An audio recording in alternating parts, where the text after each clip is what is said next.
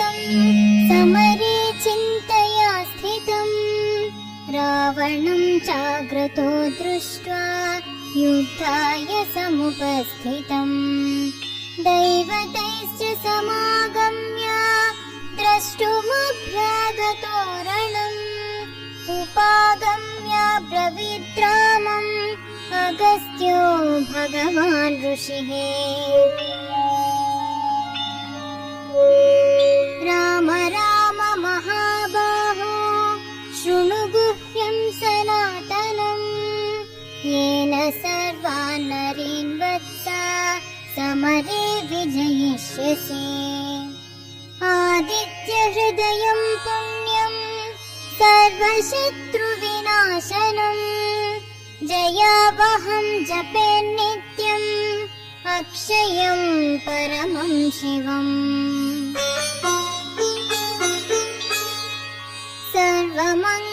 सर्वमङ्गलमाङ्गल्यं सर्वपापप्रणाशनम् चिन्ताशोकप्रशमनम्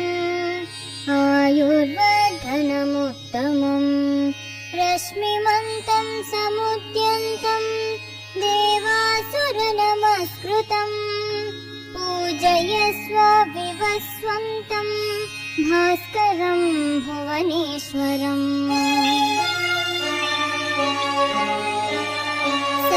सर्वदेवात्मको ह्येष तेजस्वी रश्मिभावनः येष देवासुरगणान् लोकान् पाति गभस्तिभिः येष ब्रह्मा च विष्णुश्च शिवस्कन्दः प्रजापतिः महेन्द्रो धनदः कालो यमः सोमो ह्यपाम्पतिः पितरो वसवः साध्य ह्यश्विनो मरुतो मनुः वायुर्वह्निः प्रजाप्राणः ऋतुकर्ता प्रभाकरः आदित्यः सविता सूर्यः खगः पूषा गभस्तिमान् सुवर्णसदृशो भानुः हिरण्यरेता दिवाकरः हरिदश्वः सहस्राचिः सप्तसप्तिर्मरीचिमान् तिमिरोन्मदनः शम्भुः त्वष्टा मार्ताण्डकोऽंशुमान् हिरण्यगर्भः शिशिरः तपनो भास्करो रविः अग्निगर्भोदिते पुत्रः शङ्कः शिशिरनाशनः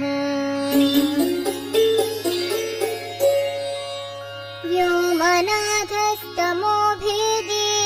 ऋग्यजुः सामपारगः घनावृष्टिरपां मित्रः विन्ध्यवीदिप्लवङ्गमः आतपे मण्डले मृत्युः पिङ्गलः सर्वतापनः कविर्विश्वो महातेजा रक्तः सर्वभवोद्भवः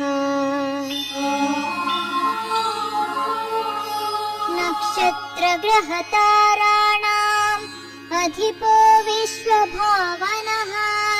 तेजसामपि तेजस्वी द्वादशात्मन्नमोऽस्तु ते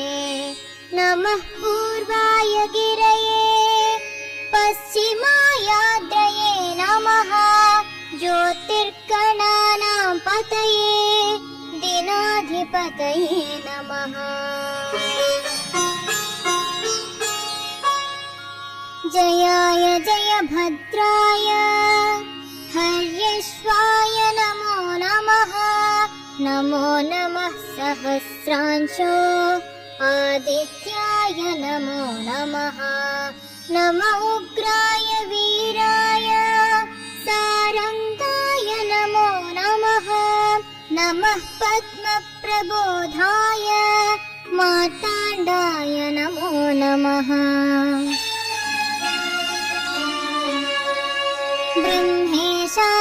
ब्रह्मेशानाच्युतेशाय सूर्यायादित्यवर्चसे भास्वते सर्वभक्षाय रौद्राय वपुषे नमः तमोघ्नाय हिमघ्नाय शत्रुघ्नायामितात्मने कृतघ्नघ्नाय देवाय ज्योतिषां पतये नमः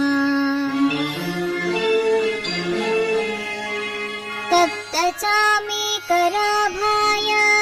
वह्नये विश्वकर्मणे नमस्तमोऽभिनिघ्नाय रुचये लोकसाक्षिणे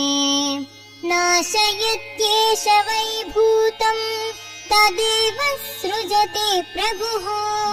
पायत्येष तपत्येष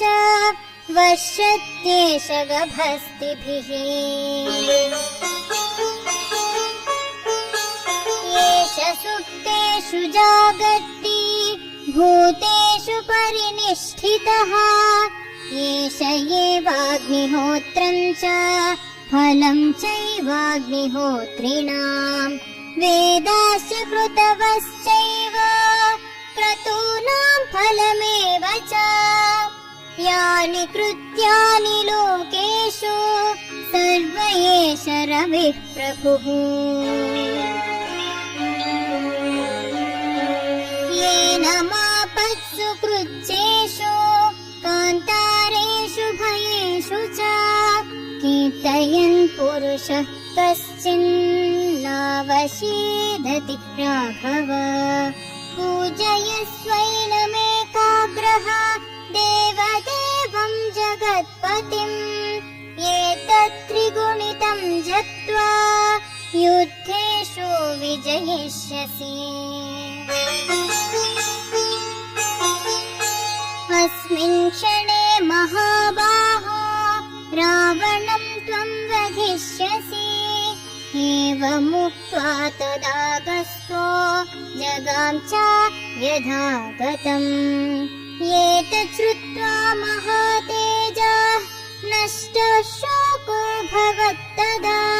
धारयामास सुप्रीतः राघवः प्रयतात्मवान् आदित्यं प्रेक्ष्य जप्त्वा तु